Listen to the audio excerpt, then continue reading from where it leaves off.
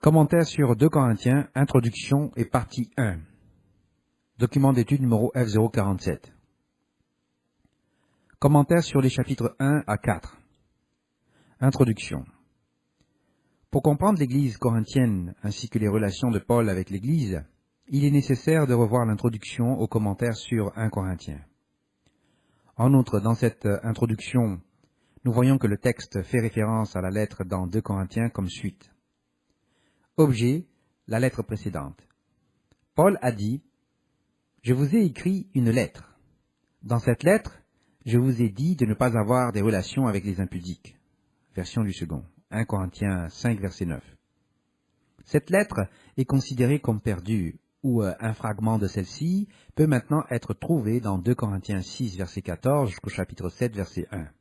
Entre parenthèses, comparez Oxford RSV, note de bas de page. Paul mentionne une deuxième visite douloureuse. Paul a entendu dire que les problèmes à Corinthe étaient pires. Il a donc fait une deuxième visite. Il n'y a aucune trace de cette visite, mais Paul parle de sa troisième visite à Corinthe. Entre parenthèses, 2 Corinthiens 12, verset 14, chapitre 13, verset 1 à 2.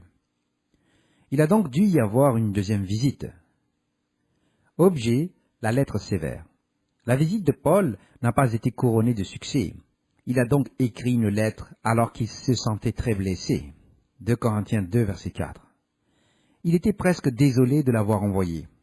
Certains auteurs pensent que les chapitres 10 à 13 de 2 Corinthiens sont issus de la lettre sévère. La lettre montre que les chrétiens de Corinthe ainsi que Paul sont redevenus amis. Paul était tellement inquiet au sujet de sa lettre sévère qu'il est allé rencontrer Tite. Tite avait apporté la lettre sévère à Corinthe. Paul a rencontré Tite en Macédoine et a appris que tout allait bien. Il a donc écrit les chapitres 1 à 9 de l'épître dans 2 Corinthiens. Certains érudits considèrent qu'il est possible que quelqu'un ait mis ensemble la lettre sévère et la lettre suivante dans le mauvais ordre. La lettre traite des problèmes de conduite chrétienne dans l'Église.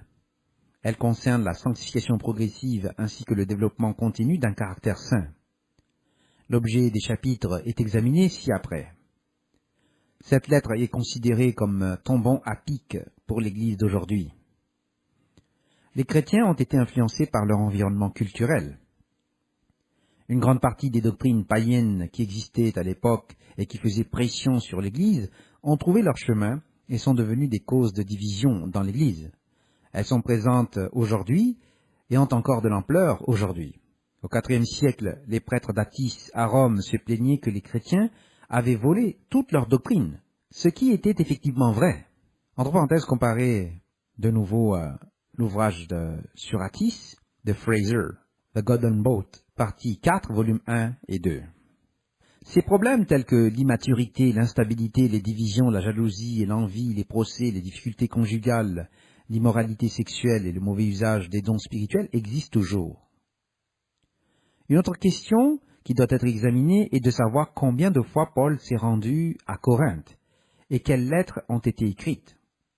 Tous ces éléments soulèvent des questions en soi, et nous essayerons d'extraire et de dégager ces informations à partir des textes. Nous savons qu'au moins 3 lettres ont dû être écrites, et il est inconcevable que l'une d'entre elles ait pu être perdue. D'après la plupart des spécialistes, il ressort du texte que 2 Corinthiens apparaît en 2 sections. La première est tirée des chapitres 1 à 9 et la seconde des chapitres 10 à 13. Nous examinerons les textes ci-dessous pour extrapoler davantage. Aperçu du livre 2 Corinthiens par E.W. Bullinger. La deuxième épître aux Corinthiens, la structure de l'épître dans son ensemble. 2 Corinthiens 1, verset 1 à 2, introduction. 2 Corinthiens 1, verset 3 à 11, remerciement. 2 Corinthiens 1, verset 12, caractère du ministère de Paul. 2 Corinthiens 1, verset 13 à 14, la présente épître. 2 Corinthiens 1, verset 15 à 16, la visite proposée. 2 Corinthiens 1, 17 à 24, 2 Corinthiens chapitre 2, verset 1 à 2, la justification de son action. 2 Corinthiens 2, verset 3 à 11, ancienne épître, objet. 2 Corinthiens 2, verset 12 à 13, pas de repos en esprit. 2 Corinthiens 2, verset 13, Macédoine, voyage. 2 Corinthiens 2, verset 14 à 17, remerciement.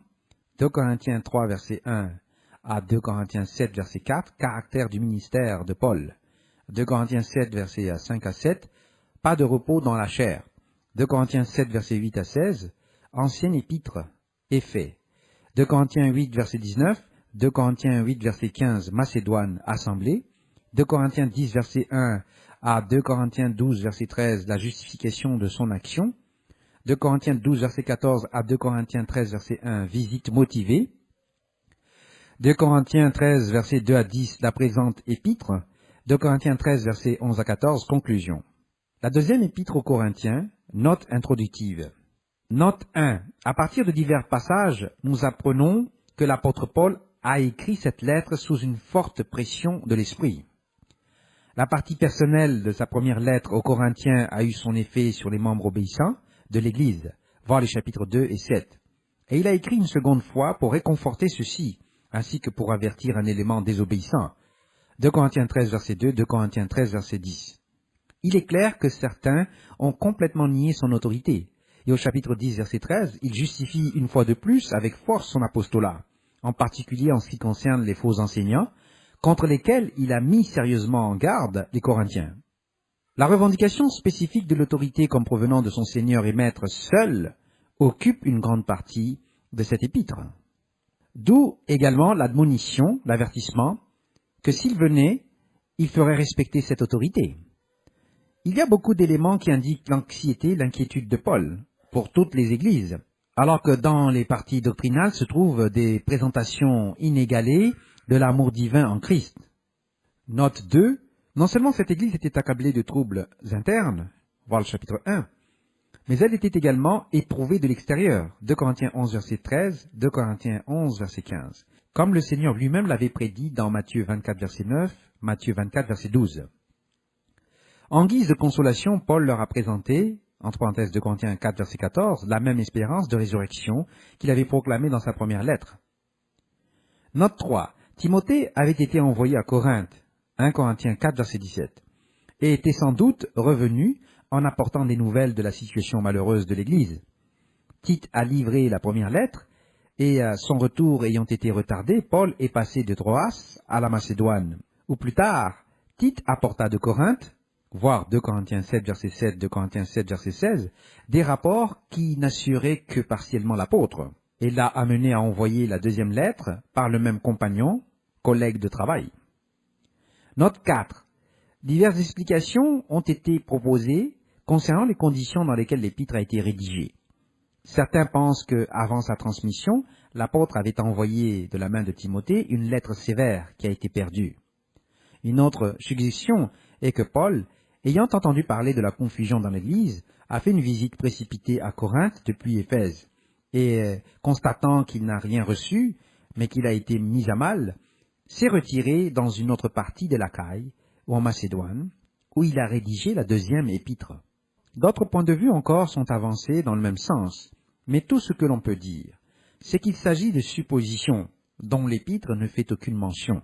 En reliant 1 Corinthiens 4, verset 19, 2 Corinthiens 1, verset 23, 2 Corinthiens 13, verset 2, l'apôtre n'était pas revenu à cause des désordres dans l'Église, quoi qu'on puisse entendre par la troisième fois au chapitre 13, verset 1. À 2 Corinthiens 1, verset 15 à 16, il a l'intention de venir à eux comme un second bienfait, et de passer en Macédoine pour revenir à eux, ce qui aurait été une troisième fois. Note 5.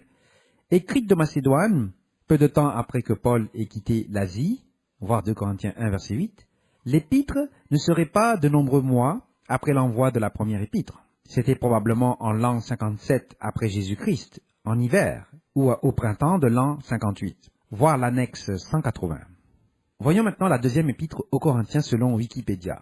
La deuxième épître aux Corinthiens, communément appelée deuxième aux Corinthiens, ou par écrit 2 Corinthiens, est une épître paulinienne du Nouveau Testament de la Bible chrétienne.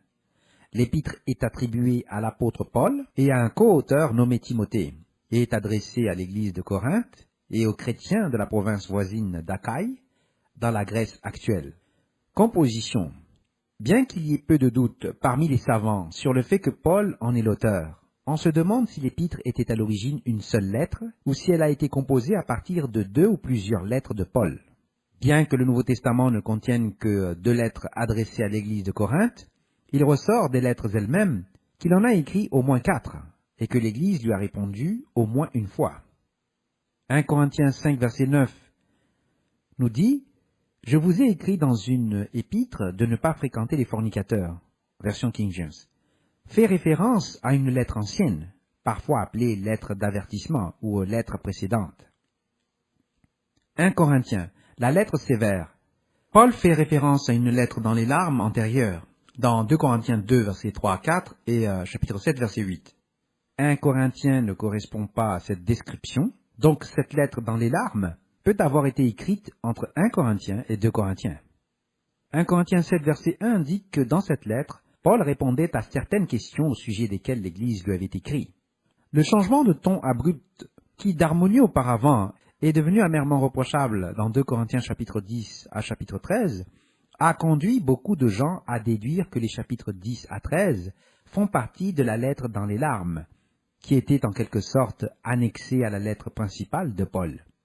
Ceux qui ne sont pas d'accord avec cette évaluation disent généralement que la lettre dans les larmes n'existe plus. D'autres affirment que bien que la lettre dans les larmes n'existe plus, les chapitres 10 à 13 proviennent d'une lettre ultérieure. Le changement apparemment soudain de sujet du chapitre 7 au chapitre 8 à 9 amène certains chercheurs à conclure que les chapitres 8 à 9 étaient à l'origine une lettre séparée, distincte, et certains considèrent même que les 2 chapitres étaient à l'origine eux-mêmes distincts. D'autres chercheurs contestent cependant cette affirmation. Certains chercheurs trouvent également des fragments de la lettre d'avertissement ou d'autres lettres dans les chapitres 1 à 9. Par exemple, qu'une partie de la lettre d'avertissement est conservée dans 2 Corinthiens 6, verset 14, au chapitre 7, verset 1. Mais ces hypothèses sont moins populaires. Contexte. Les contacts de Paul avec l'église de Corinthe peuvent être reconstitués comme suite. 1. Paul visite Corinthe pour la première fois, y passant environ 18 mois, voir Acte 18, verset 11.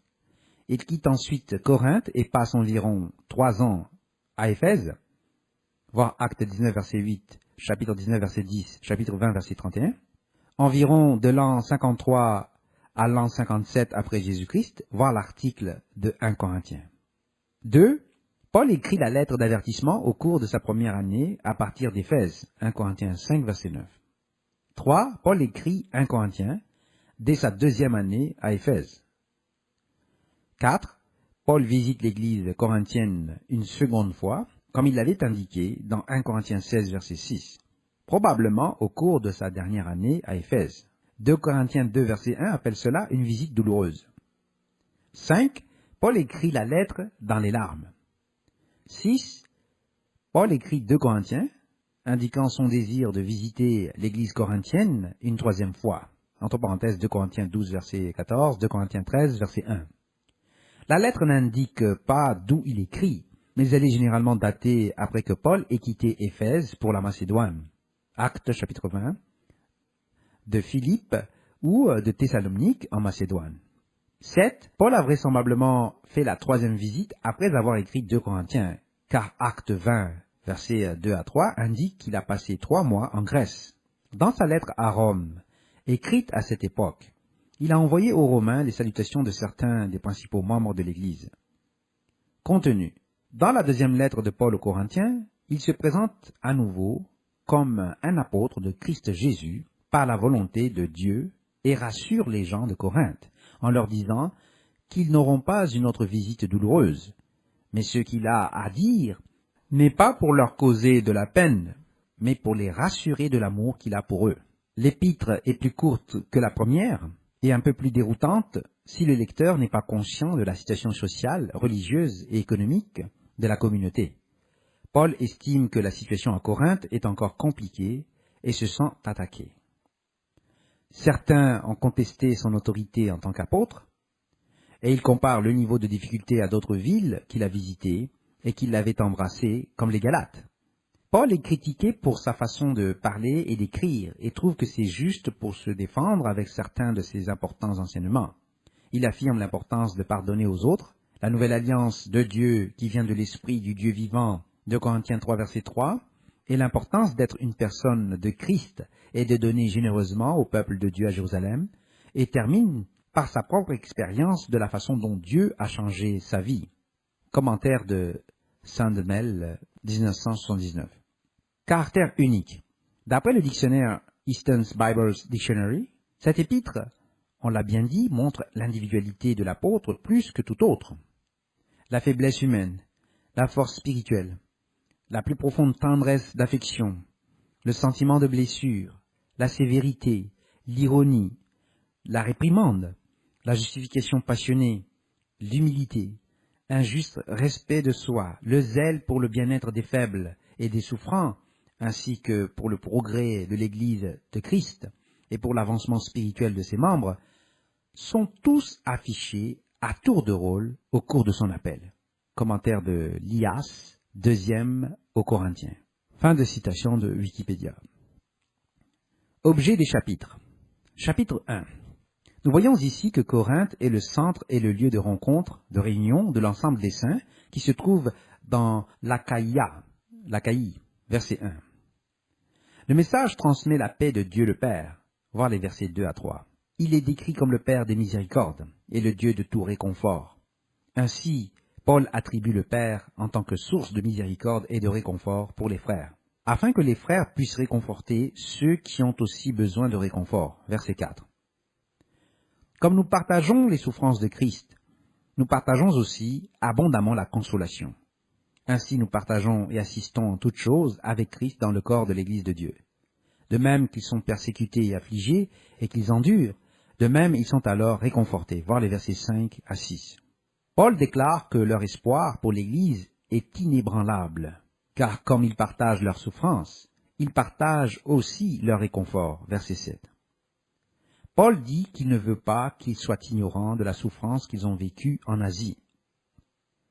Paul dit qu'ils ont été si complètement et insupportablement accablés qu'ils ont désespéré de la vie elle-même. Verset 8. Ils pensaient avoir reçu la sentence de mort. Comme cela a été pris comme une raison de s'en remettre à Dieu plutôt qu'à eux-mêmes. Verset 9. Dieu les a délivrés de leur péril mortel, et ils ont placé leur espoir dans le fait que Dieu les délivrera à nouveau. Verset 10. Nous ne savons pas avec certitude quelle était la nature exacte de ce péril. On suppose que ce texte a été écrit depuis la Macédoine, Acte chapitre 20, soit à Philippe, soit à Thessalonique.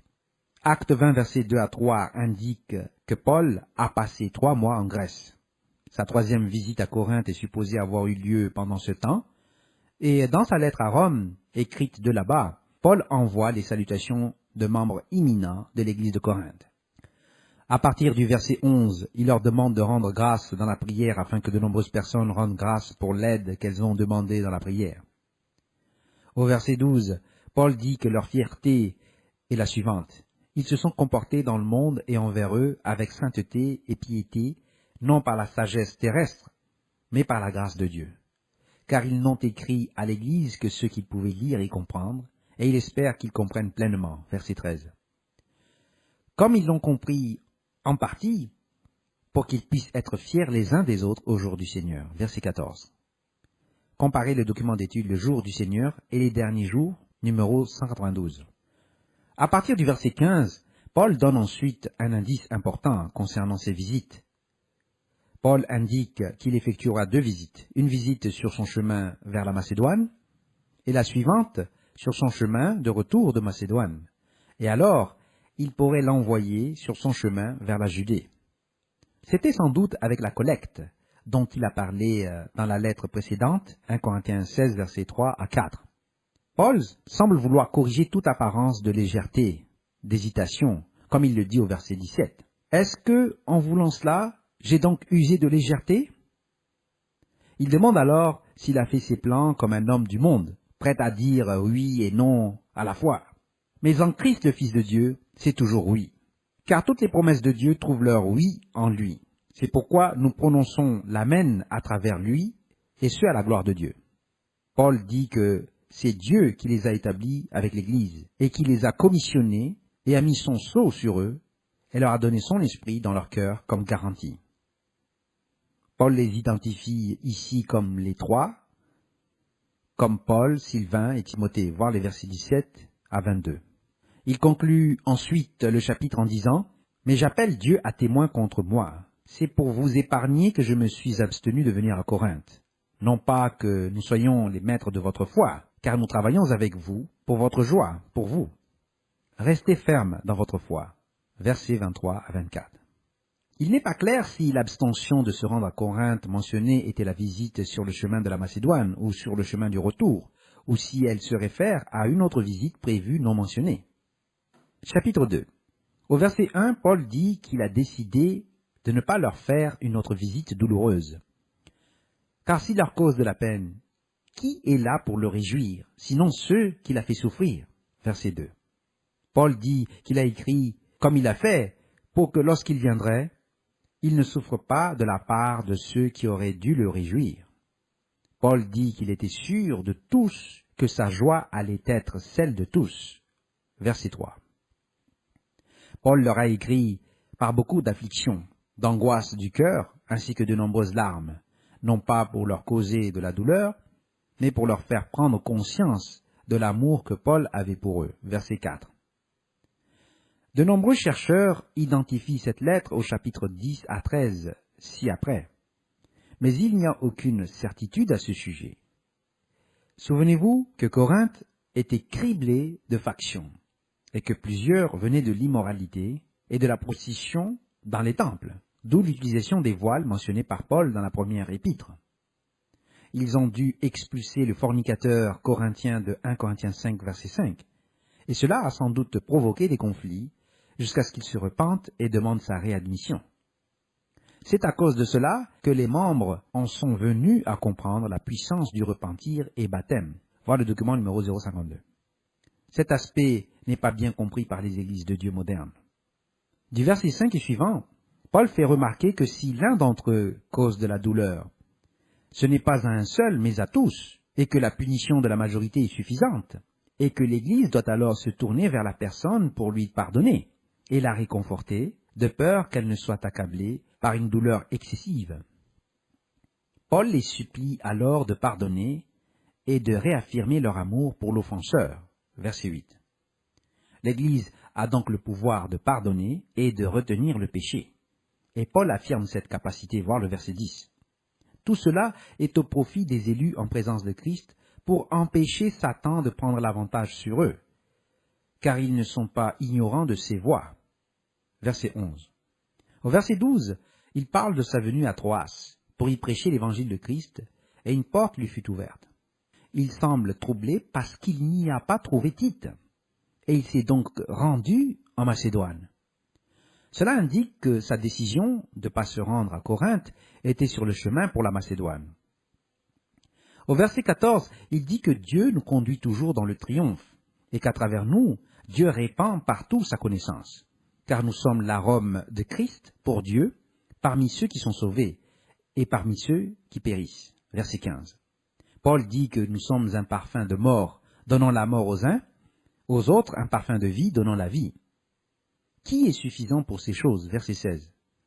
Paul dit ensuite que les élus ne sont pas, comme tant d'autres colporteurs marchands de la parole de Dieu, mais comme des hommes sincères, mandatés par Dieu, aux yeux de Dieu, ils parlent en Christ. Verset 17. Voyons maintenant le chapitre 3. Paul demande alors s'ils, c'est-à-dire les trois, commencent à se recommander à nouveau, ou s'ils ont besoin, comme certains le font, de lettres de recommandation d'eux ou à destination de Corinthe. Au verset 2, il dit ensuite que l'Église elle-même ait ces lettres de recommandation écrites sur leur cœur, là, dans l'Église, pour être connues et lues par tous les gens. Au verset 3, Paul dit qu'ils doivent savoir qu'ils, l'Église, sont une lettre de Christ délivrée pour eux, écrite non pas avec de l'encre, mais avec l'Esprit. Voir le document numéro 117 du Dieu vivant. Non pas écrite sur des tables de pierre, mais sur des tables de cœur humain. Paul explique ainsi la fonction de l'Esprit Saint qui écrit les lois de Dieu, voir le document L1, dans le cœur des hommes. Paul poursuit ainsi dans les versets 4 à 6 pour expliquer que telle est la confiance qu'ils ont en Dieu à travers Christ. Non pas qu'ils aient eu confiance en eux-mêmes pour prétendre que quelque chose venait d'eux, mais leur confiance vient de Dieu, qui les a tous rendus confiants pour être les ministres d'une nouvelle alliance, non pas dans un code écrit, mais dans l'esprit. Car le code écrit tue, mais l'esprit donne la vie. L'esprit donne du pouvoir aux élus et les lie à Dieu à travers Christ. À partir du verset 7 et suivant, Paul fait référence à la dispensation de la mort qui est venue de la loi par l'intermédiaire de Moïse. Souvenez-vous que Paul dit dans 1 Corinthiens 10, verset 1 à 4, que c'est Christ qui était avec Israël dans le désert, et que c'est Christ qui a donné la loi de Dieu à Moïse. Acte 7, verset 33 à 55 montre que Christ était l'ange de la présence, par lequel Dieu a donné la loi à Moïse. Cependant, Paul fait ici la distinction que la loi gravée dans la pierre ne pouvait pas donner la vie, même si le visage de Moïse brillait à partir de son exposition au Christ dans le don ou l'octroi de la loi, et que c'était seulement par l'Esprit que l'humanité pouvait atteindre une plus grande splendeur et obtenir la vie éternelle. S'il y avait de la splendeur dans la dispensation de la condamnation, la dispensation de la justice doit la dépasser de loin en splendeur. Versets 7 à 9. C'est ce que dit Paul. En effet, dans ce cas, ce qui avait autrefois de la splendeur n'en a plus du tout pour la splendeur qui le surpasse. En effet, si ce qui a eu de la splendeur n'en a plus du tout, ce qui est permanent doit avoir beaucoup plus de splendeur. Versets 10 à 11. Au verset 12, Paul développe ensuite cette structure en la puissance de l'Esprit Saint, dépassant la loi de Dieu, telle qu'elle est exercée sous la loi cérémonielle, pour en faire une institution plus puissante dans la justice sous la nouvelle alliance, où elle pourrait être donnée aux individus sur une plus grande échelle que par les patriarches, les prophètes, les prêtres, sacrificateurs sous le système du temple. Comparez le document d'étude La distinction dans la loi, numéro 096, consubstantiel au Père, numéro 081, et la relation entre le salut par la grâce et la loi, numéro 082. Paul dit que Moïse a mis un voile sur son visage pour couvrir la gloire de Christ quand il lui a donné la loi. Les cœurs d'Israël s'étaient endurcis, et ce jusqu'à ce jour. Lorsqu'ils lisent l'Ancien Testament, le voile n'est pas levé, entre parenthèses, n'étant pas révélé, selon Conibert et Hanson. Car ce n'est que lorsqu'une personne se tourne vers Christ que le voile est levé, entre parenthèses, pour le baptême et après le baptême, et ce, à travers l'Esprit Saint, versets 15 à 16. Ce voile demeure jusqu'à ce jour, sauf pour les baptisés adultes repentis dans les églises de Dieu qui observent la loi de Dieu, voir ci-dessus dans ce document. Paul dit que le Seigneur est l'Esprit, et que là où se trouve l'Esprit du Seigneur, il y a la liberté, verset 17. Paul dit que tous ceux qui ont le visage dévoilé et qui contemplent la gloire du Seigneur sont changés à sa ressemblance, d'un degré de gloire à un autre, car cela vient du Seigneur, qui est l'Esprit. L'Esprit Saint vient de Dieu, et à travers le sacrifice de Christ à Jérusalem, l'Esprit Saint a été mis à la disposition de l'être humain par Christ, à partir de l'offrande de la gerbe agitée, le premier jour de la semaine. Comparez le document d'étude Le moment de la crucifixion et de la résurrection, numéro 159. La distinction qu'il fait est que la loi de Dieu ne pourrait pas être observée sans l'Esprit Saint, qui la graverait dans le cœur des hommes, et qui la garderait, observerait dans l'Esprit. Car par ce moyen, les élus partageraient la nature de Dieu, et dans ce processus, la loi serait gardée et observée dans leur cœur. Et ils obéiraient à la loi parce que la nature de Dieu serait en eux par l'Esprit Saint. Jusqu'au Christ, l'Esprit Saint était donné par Dieu sur une base de délégation aux patriarches et aux prophètes. L'antinomien prétend que le Nouveau Testament supprime, abolit la loi de Dieu, ce qui montre à quel point les antinomiens comprennent mal le fondement de la loi de Dieu qui découle ou provient de la nature de Dieu et de la fonction de l'Esprit Saint, voir le document numéro 117, et pour l'obtention de la vie éternelle, voir le document numéro 133. Chapitre 4. Paul poursuit ensuite au chapitre 4 pour développer les activités de l'Esprit Saint dans les élus. Il dit qu'ils ont le ministère par la miséricorde de Dieu et qu'ils ne perdent pas courage. Verset 1. Ils ont renoncé aux voies honteuses et sournoises. Ils refusent de pratiquer la ruse et de trafiquer, falsifier, altérer la parole de Dieu. Mais par la déclaration ouverte de la vérité, ils se recommandent à la conscience de chaque homme aux yeux de Dieu. Ceci était une prophétie concernant la falsification de l'écriture de la part des massorètes, qui devaient voir leur texte massorétique modifié en 134 endroits concernant l'application de Yahovah à Adonai, et aussi l'application d'Élohim en 13 endroits, et aussi dans Deutéronome 32, verset 8, dans le texte massorétique. Cela avait pour but de dissimuler l'application de la distinction Yahovah, voir le dictionnaire hébreu de Strong numéro 3068, et Yahovi, voir le dictionnaire hébreu de Strong numéro 3069 dans l'Ancien Testament. Cependant, elle n'a pas pu être complètement éliminée. Les contrefaçons et les altérations n'ont cependant pas atteint leur apogée avant le Réceptus et sa publication dans la Bible version King James. La plupart de ces altérations sont énumérées par Bullinger dans ses notes pour la King James, placées avec ces textes. Les Athanasiens ont essayé de retirer le livre de la Révélation, l'Apocalypse, du Codex au IVe siècle, parce que le texte condamnait de façon si évidente l'Église de Rome, et son binitarisme, trinitarisme, et ses adoptions, imitations païennes des cultes du soleil et des mystères. Cela a été tellement accepté que lorsque Pierre a dit qu'il écrivait de Babylone, Bagdad, ils ont supposé qu'il voulait dire que c'était Rome où se trouve le siège de Satan.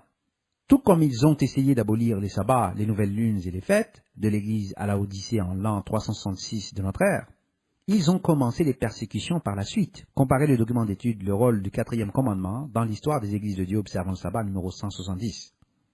Les Églises de Dieu ont commencé à être persécutées à partir de l'an 590 de notre ère, avec la fondation du Saint-Empire romain par Grégoire Ier.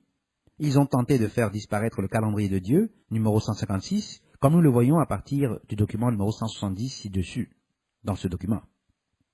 Voir aussi la Bible, numéro 164, les présumées contradictions de la Bible, numéro 164b, la destruction antinomienne du christianisme par une mauvaise utilisation de l'écriture, numéro 164c, les attaques antinomiennes contre la loi de Dieu, numéro 164d, le déni du baptême par les antinomiens, numéro 164e, les forgeries et les ajouts erreurs de traduction dans la Bible, numéro 164f, forgeries et erreurs de traduction se rapportant à la position de Christ, numéro 164g. En l'an 358 de notre ère, les Juifs sous Hillel II ont introduit un faux calendrier pour tenter de corrompre le calendrier du Temple, ci-dessus, dans ce document d'étude. Comparez le document d'étude Hillel, les intercalations babyloniennes et le calendrier du Temple, numéro 195c. Ce calendrier a été entièrement rejeté par les Églises de Dieu en tant que foi, jusqu'à ce que Duggar et Armstrong l'introduisent dans les années 1940. Au verset 3, Paul dit que même si l'Évangile est voilé, il n'est voilé que pour ceux qui périssent. Paul se réfère au verset 4 à Satan comme le Dieu de cet âge, entre parenthèses, Eionas, traduit incorrectement par monde ou siècle dans la du second, qui a aveuglé les esprits des non-croyants pour les empêcher de voir la lumière de la gloire de Christ, qui est la ressemblance, l'image de Dieu. Paul dit que, quand ils prêchent, ce n'est pas pour eux-mêmes, mais Jésus-Christ comme Seigneur, et eux comme serviteurs de la foi. Verset 5. Paul dit, car c'est le Dieu, en grec on dit Hotheos, qui a dit que la lumière brille du sein des ténèbres, qui a resplendi dans nos cœurs pour donner la lumière de la connaissance de la gloire de Dieu sur la face de Christ. Verset 6. Souvenez-vous que c'est la gloire de Dieu qui a brillé de Christ, qui a irradié Moïse, lorsque Moïse a reçu la loi au Sinaï. Dans le koiné grec, ho theos est accompagné ici de tout théou, entre parenthèses également ton théon, en suivant également les règles utilisées par Jean, voir Jean 1 verset 1, ainsi que la Septante. Paul poursuit au verset 7, mais nous portons ce trésor dans des vases de terre, pour montrer que la puissance transcendante appartient à Dieu et non aux élus. Paul dit qu'ils sont affligés de toutes les manières possibles, mais non réduits à l'extrémité. Dans la détresse, mais non dans le désespoir. Persécutés, mais non abandonnés. Abattus, mais non perdus. Portant toujours dans leur corps la mort de Jésus, afin que la vie de Jésus soit aussi manifestée dans leur chair mortelle. Ainsi, la mort est à l'œuvre en eux, mais la vie dans l'Église. Au verset 13, Paul dit que puisque nous avons le même esprit que celui qui a écrit « J'ai cru et c'est pourquoi j'ai parlé », entre parenthèses, « mais j'ai été grandement affligé », voir psaume 116, verset 10, dans la Septante 115, c'est une preuve supplémentaire que Paul a citée directement à partir de la Septante, comme étant la Bible de l'Église primitive. Paul poursuit, « Nous aussi, nous croyons, et c'est pour cela que nous parlons, sachant que celui qui a ressuscité le Seigneur Jésus nous ressuscitera aussi avec Jésus et nous amènera et fera paraître avec vous l'église de Corinthe, entre parenthèses, en sa présence. Verset 14. Ceci identifie la première résurrection où l'Église est ressuscitée avec Christ et les apôtres lors de sa venue. Paul poursuit au verset 15 et suivant, « Tout cela arrive pour vous, afin que la grâce s'étende à un nombre toujours plus grand de personnes, et qu'elle augmente l'action de grâce à la gloire de Dieu. Ainsi nous ne perdons pas courage. Bien que notre nature extérieure se dégrade, notre nature intérieure se renouvelle chaque jour. Car cette légère affliction momentanée nous prépare un poids éternel de gloire au-delà de toute mesure. Car nous ne regardons pas aux choses qui sont visibles, mais à celles qui sont invisibles. Car les choses qui sont visibles sont passagères, mais les choses qui sont invisibles sont éternelles. » Nous allons maintenant lire 2 Corinthiens dans la version Louis II, les chapitres 1, 2, 3 et 4. Chapitre 1. Paul, apôtre de Jésus-Christ, par la volonté de Dieu, et le frère Timothée, à l'église de Dieu qui est à Corinthe, et à tous les saints qui sont dans toute l'Achaïe, que la grâce et la paix vous soient données de la part de Dieu notre Père et du Seigneur Jésus-Christ. Béni soit Dieu, le Père de notre Seigneur Jésus-Christ, le Père des miséricordes et le Dieu de toute consolation, qui nous console dans toutes nos afflictions, afin que par la consolation dont nous sommes l'objet de la part de Dieu, nous puissions consoler ceux qui se trouvent dans quelque affliction. Car de même que les souffrances de Christ abondent en nous, de même notre consolation abonde par Christ. Si nous sommes affligés, c'est pour votre consolation et pour votre salut. Si nous sommes consolés, c'est pour votre consolation, qui se réalise par la patience à supporter les mêmes souffrances que nous endurons. Et notre espérance à votre égard est ferme, parce que nous savons que si vous avez part aux souffrances, vous avez part aussi à la consolation. Nous ne voulons pas, en effet, vous laisser ignorer, frères, au sujet de la tribulation qui nous est survenue en Asie, que nous avons été excessivement accablés, au-delà de nos forces, de telle sorte que nous désespérions même de conserver la vie. Et nous regardions comme certain notre arrêt de mort, afin de ne pas placer notre confiance en nous-mêmes, mais de la placer en Dieu qui ressuscite les morts. C'est lui qui nous a délivrés, et qui nous délivrera d'une telle mort, lui de qui nous espérons qu'il nous délivrera encore. Vous-mêmes aussi nous assistants de vos prières, afin que la grâce obtenue pour nous par plusieurs soit pour plusieurs une occasion de rendre grâce à notre sujet. Car ce qui fait notre gloire, c'est ce témoignage de notre conscience, que nous sommes conduits dans le monde, et surtout à votre égard, avec sainteté et pureté devant Dieu, non point avec une sagesse charnelle, mais avec la grâce de Dieu. Nous ne vous écrivons pas autre chose que ce que vous lisez et ce que vous reconnaissez. Et j'espère que vous le reconnaîtrez jusqu'à la fin, comme vous avez déjà reconnu en partie que nous sommes votre gloire, de même que vous serez aussi la nôtre au jour du Seigneur Jésus. Dans cette persuasion, je voulais aller d'abord vers vous, afin que vous eussiez une double grâce. Je voulais passer chez vous pour me rendre en Macédoine, puis revenir de la Macédoine chez vous, et vous m'auriez fait accompagner en Judée. Est-ce que, en voulant cela, j'ai donc usé de la légèreté? Ou bien mes résolutions sont-elles des résolutions selon la chair, de sorte qu'il y ait en moi le oui et le non? Aussi vrai que Dieu est fidèle, la parole que nous vous avons adressée n'a pas été oui et non. Car le Fils de Dieu Jésus-Christ, qui a été prêché par nous au milieu de vous, par moi et par Sylvain et par Timothée, n'a pas été oui et non, mais c'est oui qui a été en lui. Car pour ce qui concerne toutes les promesses de Dieu, c'est en lui qu'est le oui. C'est pourquoi encore l'amen par lui est prononcé par nous à la gloire de Dieu. Et à celui qui nous a fermis avec vous en Christ et qui nous a oints, c'est Dieu, lequel nous a aussi marqués d'un sceau et a mis dans nos cœurs les arts de l'esprit. Or je prends Dieu à témoin sur mon âme que c'est pour vous épargner que je ne suis plus allé à Corinthe. Non pas que nous dominions sur votre foi, mais nous contribuons à votre joie, car vous êtes fermes dans la foi. Chapitre 2. Je résolus donc en moi-même de ne pas retourner chez vous dans la tristesse. Car si je vous attriste, qui peut me réjouir, sinon celui qui est attristé par moi?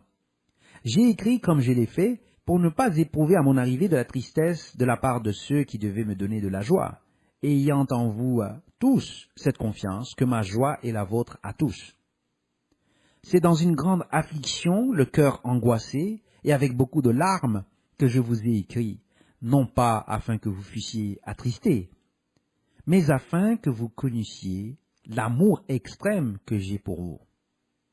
Si quelqu'un a été une cause de tristesse, ce n'est pas moi qui l'a attristé, c'est vous tous, du moins en partie, pour ne rien exagérer. Il suffit pour cet homme du châtiment qui lui a été infligé par le plus grand nombre, en sorte que vous devez bien plutôt lui pardonner et le consoler, de peur qu'il ne soit accablé par une tristesse excessive.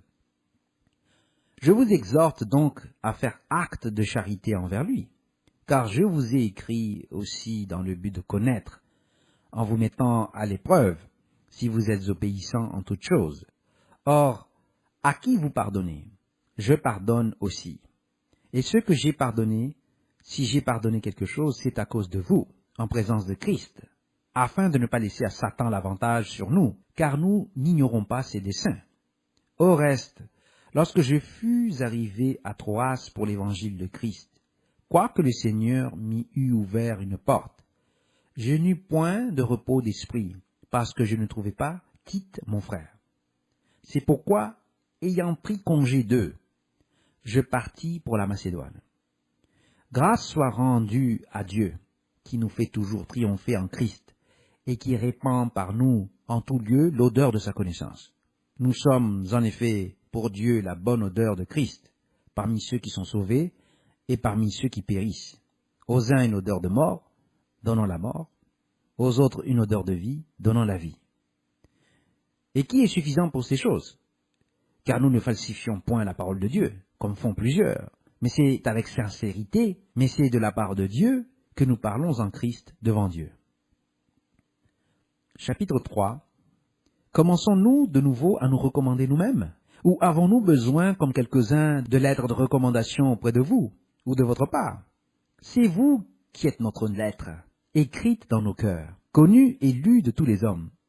Vous êtes manifestement une lettre de Christ écrite par notre ministère, non avec de l'encre, mais avec l'Esprit du Dieu vivant, non sur des tables de pierre, mais sur des tables de chair, sur les cœurs. Cette assurance-là, nous l'avons par Christ auprès de Dieu. Ce n'est pas à dire que nous soyons par nous-mêmes capables de concevoir quelque chose comme venant de nous-mêmes. Notre capacité, au contraire, vient de Dieu. Il nous a aussi rendus capables d'être ministres d'une nouvelle alliance, non de la lettre, mais de l'esprit. Car la lettre tue, mais l'esprit vivifie. Or, si le ministère de la mort, gravé avec des lettres sur des pierres, a été glorieux, au point que les fils d'Israël ne pouvaient fixer les regards sur le visage de Moïse, à cause de la gloire de son visage, bien que cette gloire fût passagère, combien le ministère de l'esprit ne sera-t-il pas plus glorieux? Si le ministère de la condamnation a été glorieux, le ministère de la justice est de beaucoup supérieur en gloire. Et sous ce rapport, ce qui a été glorieux ne l'a point été à cause de cette gloire qui lui est supérieure. En effet, si ce qui était passager a été glorieux, ce qui est permanent est bien plus glorieux. Ayant donc cette espérance, nous usons d'une grande liberté, et nous ne faisons pas comme Moïse qui mettait un voile sur son visage, pour que les fils d'Israël ne fixâment pas les regards sur la fin de ce qui était passager. Mais ils sont devenus durs d'entendement, car jusqu'à ce jour, le même voile demeure quand ils font la lecture de l'Ancien Testament. Et ce voile ne se lève pas, parce que c'est en Christ que ce voile disparaît. Jusqu'à ce jour, quand on lit Moïse, un voile est jeté sur leur cœur. Mais lorsque les cœurs se convertissent au Seigneur, le voile est ôté. Or, le Seigneur, c'est l'Esprit. Et là où est l'Esprit du Seigneur, là est la liberté. Nous tous, qui, le visage découvert, contemplons, comme dans un miroir, la gloire du Seigneur. Nous sommes transformés en la même image, de gloire en gloire, comme par le Seigneur, l'Esprit. Chapitre 4. C'est pourquoi, ayant ce ministère, selon la miséricorde qui nous a été faite, nous ne perdons pas courage. Nous rejetons les choses honteuses qui se font en secret, Nous n'avons point une conduite astucieuse, et nous n'altérons point la parole de Dieu. Mais en publiant la vérité, nous nous recommandons à toute conscience d'homme devant Dieu. Si notre évangile est encore voilé, il est voilé pour ceux qui périssent, pour les incrédules, dont le Dieu de ce siècle a aveuglé l'intelligence, afin qu'ils ne vissent pas briller la splendeur de l'évangile de la gloire de Christ, qui est l'image de Dieu. Nous ne nous prêchons pas nous-mêmes, c'est Jésus-Christ le Seigneur que nous prêchons, et nous nous disons vos serviteurs à cause de Jésus. Car Dieu qui a dit « La lumière brillera du sein des ténèbres » a fait briller la lumière dans nos cœurs, pour faire resplendir la connaissance de la gloire de Dieu sur la face de Christ. Nous portons ce trésor dans des vases de terre, afin que cette grande puissance soit attribuée à Dieu et non pas à nous. Nous sommes pressés de toute manière, mais non réduits à l'extrémité, dans la détresse, mais non dans le désespoir, persécutés, mais non abandonnés, abattus, mais non perdus, portant toujours avec nous dans notre corps la mort de Jésus, afin que la vie de Jésus soit aussi manifestée dans notre corps. Car nous qui vivons, nous sommes sans cesse livrés à la mort à cause de Jésus, afin que la vie de Jésus soit aussi manifestée dans notre chair mortelle. Ainsi la mort agit en nous et la vie agit en vous. Et comme nous avons le même esprit de foi qui est exprimé dans cette parole de l'Écriture, j'ai cru, c'est pourquoi j'ai parlé, nous aussi nous croyons, et c'est pour cela que nous parlons, sachant que celui qui a ressuscité le Seigneur Jésus nous ressuscitera aussi avec Jésus, et nous fera paraître avec vous en sa présence. Car tout cela arrive à cause de vous, afin que la grâce, en se multipliant, fasse abonder à la gloire de Dieu les actions de grâce d'un plus grand nombre. C'est pourquoi nous ne perdons pas courage. Et lors même que notre homme extérieur se détruit, notre homme intérieur se renouvelle de jour en jour. Car nos légères afflictions du moment présent produisent pour nous, au-delà de toute mesure, un poids éternel de gloire. Parce que nous regardons non point aux choses visibles, mais à celles qui sont invisibles. Car les choses visibles sont passagères et les invisibles sont éternelles.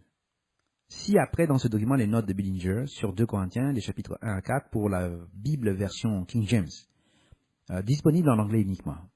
Fin de la lecture du document d'études commentaires sur 2 Corinthiens, introduction et partie 1, F047.